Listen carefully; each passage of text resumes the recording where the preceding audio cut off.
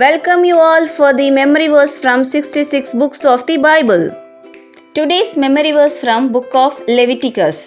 லேவியராகமம் 20வது அதிகாரம் 26வது வசனம். கர்த்தராகிய நான் பரிசுத்தராயிருக்கிறபடியினாலே நீங்களும் எனக்கேற்ற பரிசுத்தவான்களாயிருப்பீர்களாக. நீங்கள் என்னுடையவர்களாயிருக்கும்படிக்கு உங்களை மற்ற ஜனங்களை விட்டு பிரித்தெடுத்தேன். In English, Leviticus 20:26. You are to be holy to me, because I, the Lord, I am holy, and I have set you apart from the nation to be my own. இப்பவே இந்த வசனத்தை மெமரைஸ் பண்ணி ஜெபம் செய்வோம். தேவன் விரும்புகிற பரிசுத்த வாழ்க்கைக்கு நேராக நம்மை நடத்துவாராக. ஆமென். Share this with all your friends. Let's all memorize God's word together.